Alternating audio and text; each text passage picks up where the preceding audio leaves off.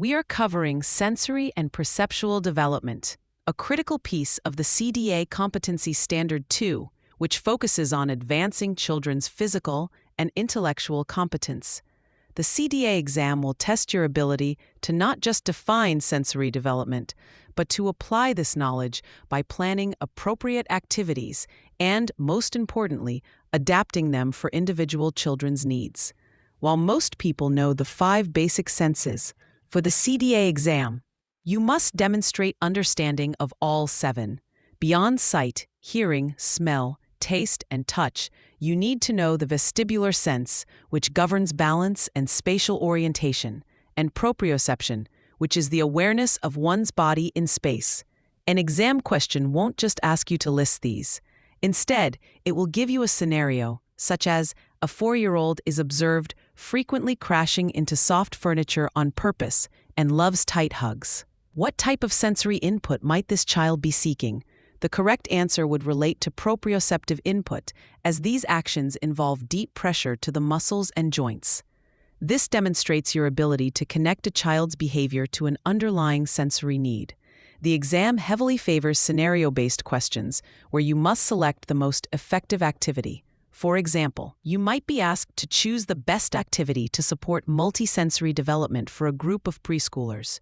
The options could include listening to a story, watching a short video, using a sensory table filled with sand and water, or completing a color-by-number worksheet.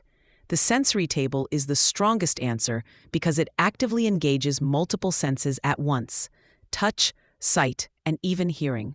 This shows the assessor that you prioritize hands-on, exploratory learning. A common exam trap is to confuse sensory play with general play. While a child building with blocks is playing, a child exploring a bin of different textured fabrics is having a targeted sensory experience. Another trick is the one-size-fits-all mentality.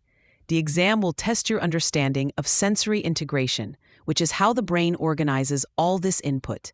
You might see a question about a child who is easily overwhelmed by noise and crowds. The incorrect answer would be to encourage them to join the loud group activity. The correct action, demonstrating your competence, would be to provide a quiet space with calming sensory tools, showing you can observe and adjust for a child who is sensory-avoidant and needs less input, not more. Some children are sensory-seeking and need more input to feel regulated, while others are sensory-avoidant. Your ability to recognize and respond to these differences is a key marker of competence. For the exam and your portfolio, you must show that you can differentiate these needs and provide appropriate support, like offering a weighted lap pad for a sensory-seeking child or noise-reducing headphones for a sensory-avoidant one during a busy activity. To help you remember the core principle for the exam, use this phrase: observe and adjust to earn their trust. First, observe the child's sensory cues. Are they seeking more input or avoiding it? Then, adjust the environment or activity to meet that specific need. This demonstrates the individualized approach the CDA credential demands and is central to providing effective care.